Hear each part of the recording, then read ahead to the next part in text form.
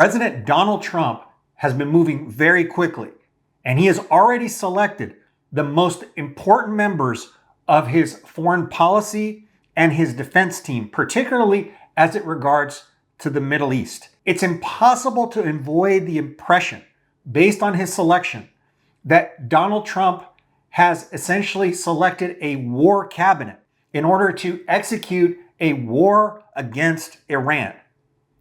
In this video, I'm going to go through each of the major and most important picks that Donald Trump has selected in his foreign policy and his defense team to show that Donald Trump seems to have the consciousness that the United States is going to be going to war along with Israel against Iran.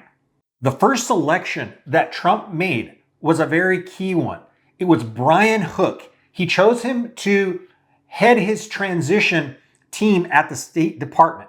Now, Brian Hook is a major Iran hawk. He implemented Trump's policy of maximum pressure against Iran, where the United States withdrew from nuclear negotiations with Iran and adopted a policy of isolating Iran and imposing maximum diplomatic, economic, and military pressure against Iran. This was the first sign that Donald Trump was going to be orienting his foreign policy team in a direction that was very much belligerent against Iran. Possibly the most important position in the national security team is the National Security Advisor. Historically, the National Security Advisor has been even more important than the Secretary of State in terms of foreign relations and certainly in terms of guiding national security policy. Trump has selected Mike Waltz. Mike Waltz is extremely pro-Israel, and he is an extreme Iran hawk. Just in the past few weeks, Waltz has publicly stated that he believes that Israel made a mistake in its response, that it was too weak of a response, and that he believed that Israel should have bombed Iran's oil facilities and its nuclear program.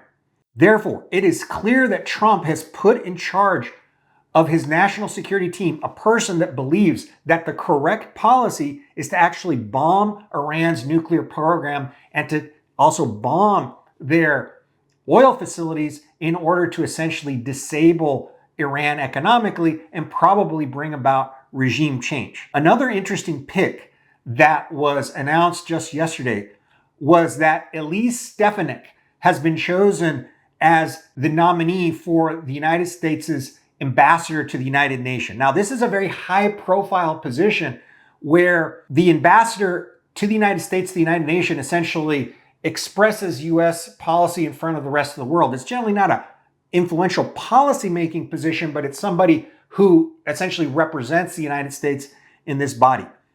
Elise Stefanik is the most pro-Israel, or possibly the most pro-Israel member of Congress. She is extremely pro-Israel, and she is also naturally an Iran hawk. Now, one of the most interesting picks that Trump has just made has been to select Mike Huckabee as U.S. ambassador to Israel. This is an extraordinary choice because Mike Huckabee is, in terms of his policy towards Israel and towards the Palestinians, to the right of most right-wing Israelis. Mike Huckabee has publicly made various statements such as, there is no such thing as Palestine and there is no such thing as Palestinians. He certainly doesn't believe in a two-state solution. He believes that Israel should actually annex Gaza and the West Bank. In fact, he doesn't call the West Bank. He follows the tradition of extreme right-wing Israeli politicians by calling the West Bank Judea and Samaria. Huckabee has also stated his support for the Greater Israel Project, which is a very well-known sort of right-wing idea within Israel. One of Trump's most interesting picks was Pete Hegseth. He's a combat veteran of Iraq and Afghanistan and a former Fox News host. Now, Pete Hegseth is an Iran hawk and extremely pro-Israel. Those are some of his main characteristics. Right after President Trump ordered the assassination of General Soleimani of the IRGC in Iran, Hegseth actually said that Trump hadn't done enough and that what the United States should actually do is to go and bomb Iran directly. That shows you the extent to which Hegseth is an Iran hawk. Now, another interesting thing about Hegseth are his, I would say, out of the mainstream and rather extreme pro-Israeli views. Hegseth is on the record saying that he believes that Israelis should establish sovereignty over the West Bank, a place that he calls Judea and Samaria, which is a term utilized by people on the extreme right in Israel to signal their support for annexation of the West Bank.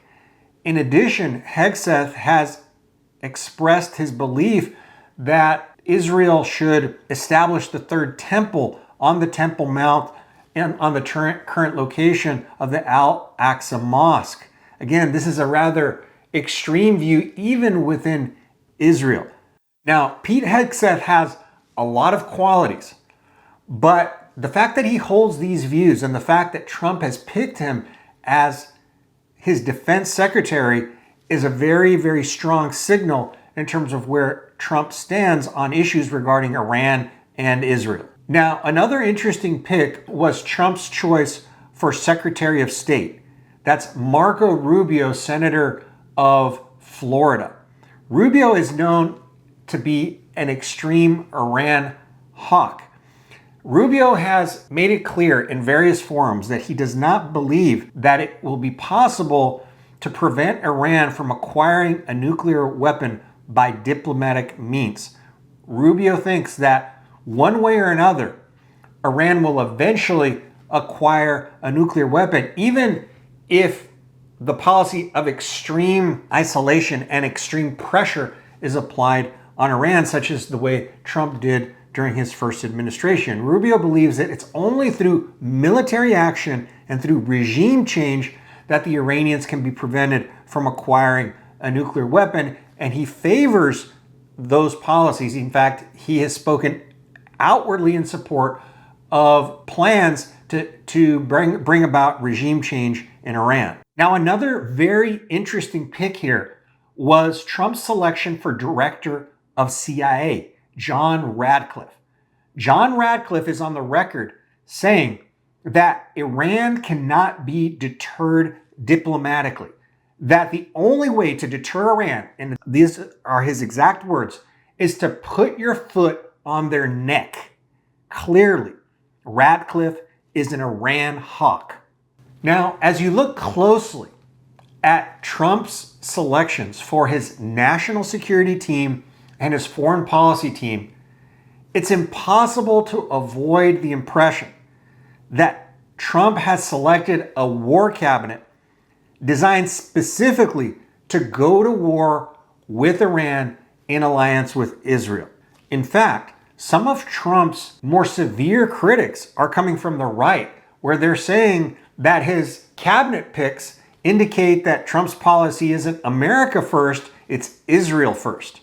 Now, regardless of where you actually stand on this particular issue, I think one thing is very clear, that through his selection of war hawks to lead his foreign policy team and his national security team, Trump is signaling that he is at least prepared to go to war against Iran. Now, it is my personal view that the decision to go to war against Iran has already been made by Trump. And that is simply because the Israelis have communicated to Trump that they are going to be bombing Iran's nuclear facilities, trying to eliminate their nuclear capabilities, and trying to implement regime change. Based on this decision that's already been made, Trump has been forced to make a decision about whether he's going to support it or not, and he is. Therefore, he has selected a cabinet that is going to be consistent with having to prosecute a war against Iran in alliance with Israel. Now, for reasons that I've explained in great detail in some of my other videos, particularly in my playlist on my YouTube channel called Oil Shock, I've explained that a war between Israel and Iran is likely to lead to an oil price shock of major proportions, potentially something along the lines of what happened in 1973 and 1974, likely to lead to a business cycle recession and a major downturn in stocks. Now, with stocks at all-time highs, with PE ratios near all-time highs, it's clear that the US stock market, global stock markets, are not discounting appropriately the amount of risk that is actually present in the market right now as a result of the very high risk of a war in the Middle East, specifically between Iran and Israel. Trump's cabinet picks very clearly signal, even more than just a few weeks ago, that the world is headed for a major confrontation between Israel and Iran. And global financial markets are not prepared for this at all. That's why this is actually a very interesting opportunity. And I actually have two separate model portfolios and two separate products, which I'm linking to in the description. And I encourage you to take a look at it, where you're going to be able to see how it is that I think that investors should actually try to take advantage of and prepare for the situation that we're likely to face in the next few months and the next few years as a result of rising instability in the Middle East, wars in the Middle East, not just because of a war between Iran and Israel. That's obviously the most important thing.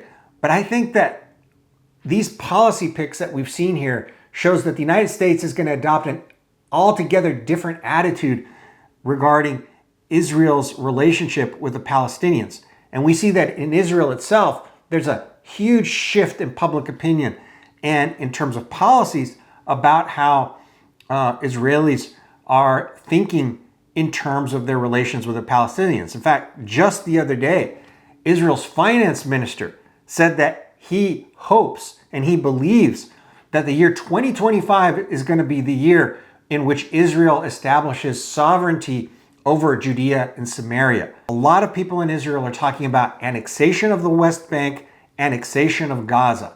This is a whole new ball game, and this type of movement would inevitably cause major instability in the Middle East. The next couple of years are going to be absolutely critical in the history of the US economy and in terms of the history of global financial markets. And I'm going to be covering all the biggest stories and the biggest events, the biggest developments that are going to be impacting financial markets here on this channel. So I really encourage you to subscribe.